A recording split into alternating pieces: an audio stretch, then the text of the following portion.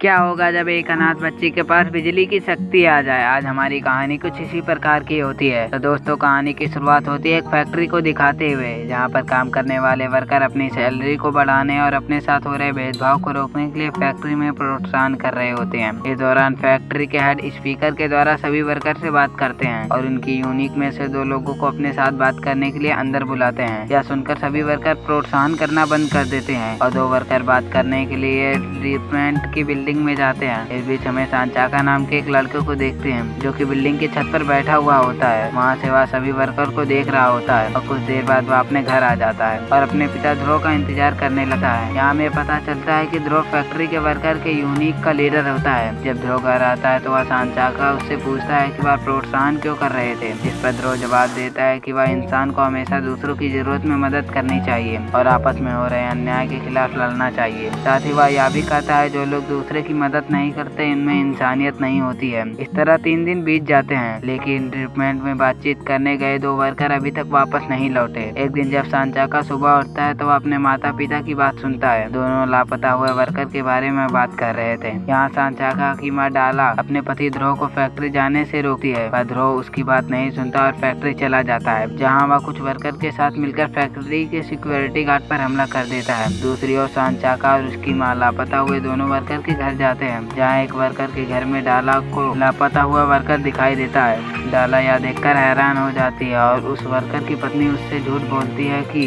उसका पति 3 दिन से घर नहीं आया है। जिसके बाद डाला जल्दी से फैक्ट्री की ओर भागने लगती है, क्योंकि जिन वर्कर को बचाने की ध्रुव लड़ाई करने का गया वह वर्कर घर थे और यह सब सिर्फ ध्रुव को मारने के लिए प्लान बनाया गया था। रास्ते में डाला भागते हुए गिर जाती है, जिससे उसका पैर टूट जाता है। इस वजह से वह अब और नहीं चल सकती, इसलिए वह सांचाका को फैक्ट्री में जाकर उसके पिता को सारी बात बताने को कहती है। यह ध्रुव सिक्योरिटी गार्ड से लड़ते हुए फैक्ट्री के अंदर घुसने लगता है। इस दौरान एक वर्कर ध्रुव पर चाकू मारकर उससे मार डालता है। कुछ देर बाद सांचाका वहां आता है तो वह अपने पिता को मरा हुआ देखकर बहुत बुरी तरह रोने लगता है, जिसके बाद वह गुस्से में खड़ा हो जाता है और सबसे अपने पिता की मौत का बदला लेने को कहता है। सांचाका एक सिक्योरिटी गार्ड का स्टील उठा लेता है और जोर से चिल्लाने लगता है। तभी अचानक आसमान से सांचाका के ऊपर बिजली गिर जाती है, जिससे सांचाका दूर फेंका जाता है। बिजली के झटके की वजह से सांचाका के हाथ में रखी हुई स्टील टूट जाती है और फिर देखते ही देखते सभी सिक्योरिटी गार्ड के हाथ में रखी हुई स्टील टूटने लगी। यह देखकर सभी लोग शॉक हो जाते हैं। तभी उनमें से कुछ लोग सांचाका को चेक करने के लिए उसके पास जाते हैं। सांचाका को जैसे ही वालों के करते उन्हें बिजली का झटका लेता है, जिसे वह दूर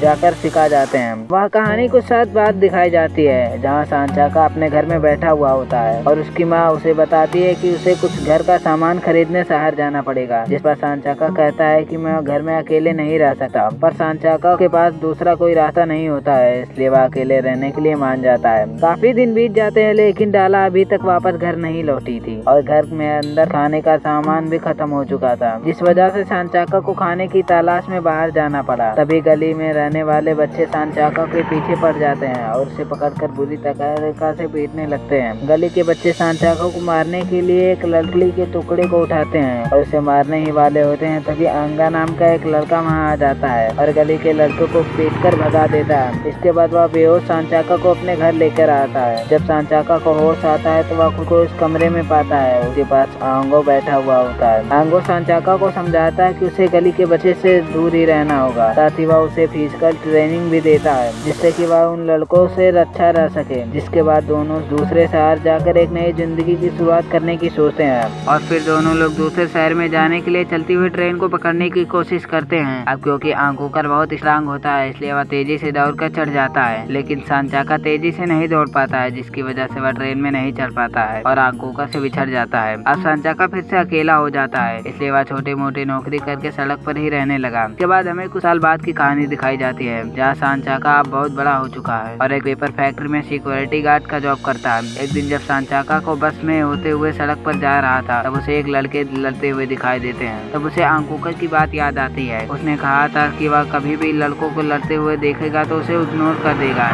इसलिए सांचाका उन लोगों को इग्नोर कर देता है और नॉर्मल लोगों की तरह अपनी लाइफ जीने लगता है। सांचाका को अभी भी बिजली से डर लगता है, इसलिए वह जब भी बिजली को देख होते हैं तो वह छिप जाता है। उसके बाद हमें पार्टी की सीन दिखाई जाती है जहाँ दो लोग पिंकूकर नाम के एक आदमी के बारे में बात कर रहे होते हैं। वह कहते हैं कि पिंकूकर अपने बचपन में बहुत से मुश्किलों का सामना करना पड़ा क्योंकि किसी ने उसकी फैमिली को जिंदा जला दिया था। अब यहाँ से कहानी फ्लैशबैक में जाती है और हमें पिंकूकर के बारे में बताया जाता है। पिंकूकर की माता पिता की मौत के बाद उसके अंकल आंटी उसे एक लोअर क्लास वाले अनाथ आश्रम में छोड़ देते हैं जहाँ पर सभी बच्चों के साथ काफी बुरा बर्ताव किया जाता है। जब पिंकूकर के साथ बार बार बुरा बर्ताव होता है तो वह उसे तंग आकर बाकी अनाथ बच्चों के साथ मिलकर अनाथ आश्रम के सभी मालिकों को मारने का प्लान बनाता है, जिसके बाद सभी बच्चे मिलकर अनाथ आश्रम के मालिक को मार डालते हैं। फिर कुछ समय बीतने के बाद पिंकोर को उसके पिता की विरासत मिल जाती है जिससे वह अनाथ बच्चों की देखभाल करने लगता है। उसके बाद कहानी वापस प्रेजेंट में आती है। पिंकोर सभी क्रिमिनलों का लीडर बन चुका होता है और इंडोनेशिया के आदमी के साथ मिलकर वह इलीगल काम किया करता है। पिंकोर की एक आर्मी भी थी जिसे उसने अनाथ आश्रम के बच्चों को मार डालने की ट्रेनिंग दी हुई थी। इसके अलावा पिंकोर ने पैसे कमाने के लिए एक ऐसा प्लान बनाया था जिससे लोगों की जान भी जा सकती है। असल में वह चावल में कुछ ऐसे केमिकल मिला रहा था जिससे प्रेग्नेंट औरत और उनके बच्चे बीमार पैदा होंगे, जिसके बाद पिंकोर उसका इलाज बनाएगा और उनसे खूब सारे पैसे कमाएगा। इस प्लान में उसके दोस्त भी शामिल होते हैं। यह पॉलिटिशियन पिंकोर की बनाई हुई दवाई को बिना चेक किए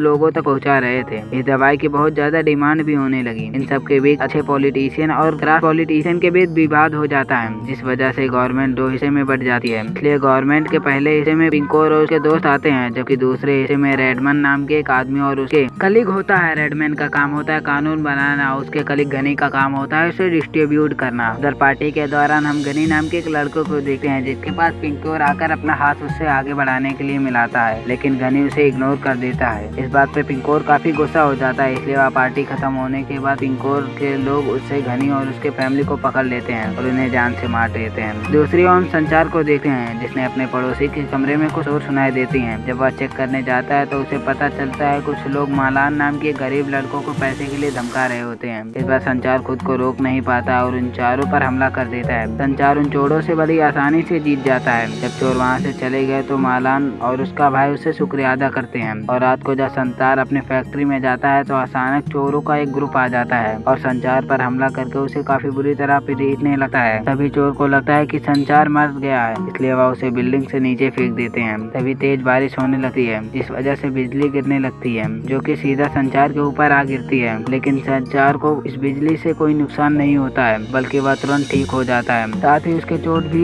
ठीक होने लगते हैं। अगले दिन हम संचार को बाजार में देखते हैं जहाँ वही चोर आते हैं जिन्हें संचार को कल रात बुरी तरीके से मार डाला था और वो चोर को लग रहा था कि वह मर गया है, लेकिन वहाँ पर वह उसे जिंदा देखकर उसके पीछे पड़ गए। पर अब संचार के पास बिजली का शक्ति आ गया था जिसकी मदद से वह ये देखकर मालना उससे इम्प्रेस हो जाती है और उसे अपने ग्रुप में शामिल होने के लिए कहती है। असल में मालना ने एक लोकल लोगों के साथ मिलकर एक ग्रुप बनाया था जो कि चोरों से लड़ाई करके अपनी रक्षा किया करते हैं, लेकिन सांचाका उसके ग्रुप में शामिल होने से मना कर देता है और काम पर चला जाता है। तभी वहाँ चोरों का दूसरा ग्रुप आ जाता है जो कि पूरे बाजार में आग लगाकर सब कुछ खत्म कर देता है। इसके बाद मालना सांचाका के पास जाती है और उसे बाजार में हुई घटना के बारे में बताती है। साथ ही उससे कहते हैं कि अगर कोई इंसान दूसरों की जरूरत में मदद नहीं करता तो वह इंसान जिंदा लाश की तरह होता है। मालना की यह बात सुनकर सांचाका को अपने पिता की याद आ जाती है क्योंकि ये सारे बातें बचपन में उसके पिता ने उससे कही थी। सांचाका अपने पिता की बात को सोचते हुए मालना के साथ देना का तैयार हो जाता है और बुरे लोगों से लड़ने को फैसला करता है। इसके बाद सांचाका अपने फेस पर एक मास्क लगाकर शहर के बदमाशों को मारना शुरू कर देता है। ऐसे ही एक लड़ाई के दौरान कोई अनजान सांचाका को चाकू मार देता है। उसका ब्लड सैंपल अपने साथ लेकर चला जाता है। यह अनजान आदमी कौन ये हमें आगे पता चलेगा। सांचाका को अब किसी बात का डर नहीं है क्योंकि बिजली की शक्ति उसके घाव को अपने आप ठीक कर रही थी। इस बीच न्यूज में दिखाया जाता है कि ज्यादातर प्रेग्नेंट औरत बाजार में आए खाने की वजह से बीमार हो रही हैं और यह बीमारी कोई आम बीमारी नहीं है या बल्कि यह जानलेवा बीमारी है। इसके बाद न्यूज में बताया जाता है कि इन इन्फेक्टेड औरतों से जो बच्चे पैदा होंगे वो भी बुरे होंगे, जिससे पूरे देश में क्राइम रेट बढ़ जाएगा। असल में यह सब पिंकोर अपने फायदे के लिए कर रहा होता है। दूसरी तरफ सांचाका अपनी बिजली की शक्तियों का कंट्रोल करना सीखा है और अपने लिए एक स्पेस सूट तैयार करता है, जिसके बाद वह शहर में मौजूद सभी क्रिमिनलों को ग्रुप के लड़कर शहर के लोगों को बचाता है। फिर एक दिन सांचाका सुलेमान नाम के एक आदमी पर हमला करता है। यहाँ पर हमें पता चलता है कि इसके बाद पिंकोर के बॉडीगार्ड अजीज को दिखाया जाता है जो कि अपने दोस्तों के साथ एक जगह पर खुदाई कर रहा होता है। इस खुदाई में वह सीक्रेट बॉक्स निकालता है। इस बॉक्स को क्या होगा हमें आखिरी में पता चलेगा। इस बीच हम रेडमन को देखते हैं जो कि गवर्नमेंट ऑफिसर से मिलकर उनसे बात कर रहा होता है कि पिंकोर ने पूरे शहर में जहरीली चावल डिस्ट्रीब्यूट करवा दिए हैं, जिसकी वजह से सभी प्रेग्नेंट औरत बीमार पड़ रही हैं। रेडमैन की बात सुनकर सभी ऑफिसर फैसला करते हैं कि वह एक साथ काम करेंगे, पिंकोर के खिलाफ लड़ेंगे। तभी न्यूज में सुपर हीरो सांचाका के बारे में बताया जाता है, जिसे देखकर सभी ऑफिसर सांचाका से कांटेक्ट करने की कोशिश करते हैं, तभी उसकी मदद से वहाँ पिंकोकर को कंट्रोल कर सकते हैं। रेडमैन सभी ऑफिसर को शहर में पहली बीमारी अच्छी दवाई बनाने के लिए कहता है, क्योंकि पिंकोकर ने जो दवाई बनाई थी वो सारी नकली थी, जिससे लोगों की तबीयत और बिगड़ रही है। जिसके बाद पिंकोकर को दिखाया जाता है, जिसके पास सुलेमान की लाश आती है। सुलेमान को मरा हुआ देखकर पिंकोकर काफी ज्यादा गुस्सा हो जाता है, क्योंकि सुलेमान एक अनाथ अच्छा था, जिसकी देखभाल की जिम्मेदारी पिंकोकर की दी थी। इसलिए सुलेमान की मौत का बदला लेने के लिए पिंकोर अपने लोगों को इकट्ठा करता है, सुपर हीरो को मार देने का ऑर्डर देता है। उसके बाद पिंकोर के अनाथ लोगों वाली आर्मी भी आ जाती है, जो कि आम लोगों के साथ ऑफिसर को भी मार दे रहे थे। पिंकोर के खिलाफ जो लोग थे उन लोगों को भी मार देते थे, रेडमोन को भी मारने वाले थे, पर तभी सांचाका वहाँ आ जाता है और रेडमैन को बचा लेता है। जिसके बाद रेडमैन सांचाका से रिक्वेस्ट करता है कि वह शहर के लोगों को बचाने में उसकी मदद करेगा।